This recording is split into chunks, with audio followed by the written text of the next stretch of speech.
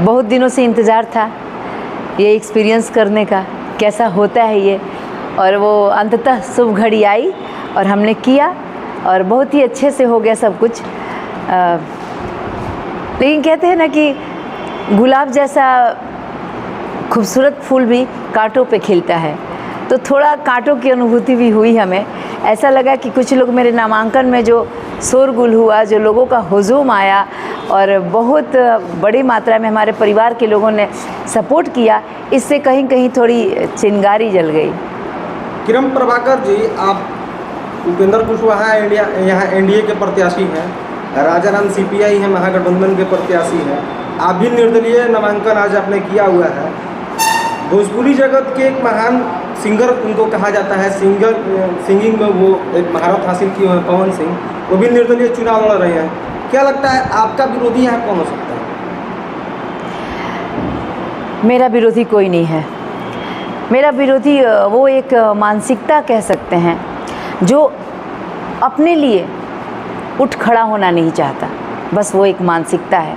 जिस दिन हमारी जनता अपने लिए, अपने सुखों के लिए सोचने लगे ना, उसी दिन बाकी इन जिन लोगों का आपने नाम लिया वो गिनती में कहीं नहीं है, एक्चुअल में वो कहीं नहीं है।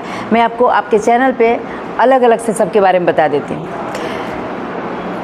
राजाराम जी को सब कोई जानते हैं, उनको क्या वोट आया था और उनका क्या कैरेक्टर रहा है सबको पता है, उन्होंने किस तरह से अपनी सेवा दी है।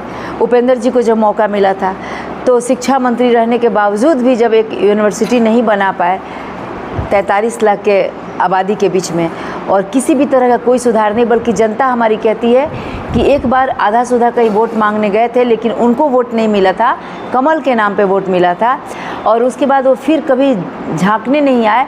फ़ोन उठाने पर बोले कि अच्छा ये गांव हमारे कंस्टिट्यूंसी में है, हमको नहीं पता। तो जब लोगों को गांव को, एरिया को और ब्लॉक को ही उन्होंने नकार दिया, तो फिर आपको पता है कि लोग उनको नकारेंगे तो कहाँ जाके गिरेंगे। वो हो गई बात। अब बची आपने एक गाने नाचने वाले की बात करने की, तो वो एक कला है, उस कला में उनको महारत हासिल है। उनके लिए एक बड़ी बहन का सलाह रहेगा कि वो सिंगिंग और डांसिंग में ही जाए, एक्टिंग में जाए तो कुछ अच्छा करेंगे।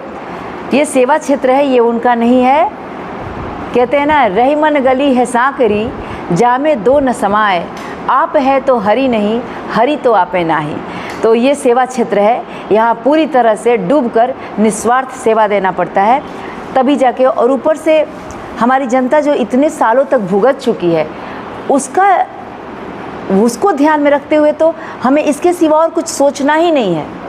बस उसके जनता के लिए ही दिन भर काम करना है, और उनके पास गाने नाचने के सिवा जनता के लिए समय नहीं है। सो वो भी जाएं, न सीमा पार वाले का एंट्री है, न गंगा पार वाले का एंट्री है, न जो हमारे, जिसके दिल में हमारे जनता के लिए, हमारे लोगों के लिए प्यार की भावना की कमी है, उनके लिए भी एंट्री नहीं है।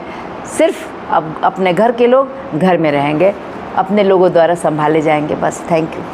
वो कौन सा मुद्दा होगा जिसे लेकर आप काराकाट संसदीय क्षेत्र में जनता के पास जाएंगे?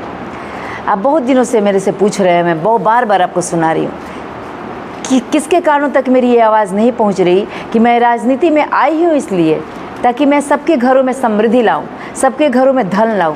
धन लाने के जो रास्ते हैं, उन रास्तों पे चल के मैं आगे बढ़कर काम करूं। कितनी बार चिक के बोल मेरा गला फंस गया।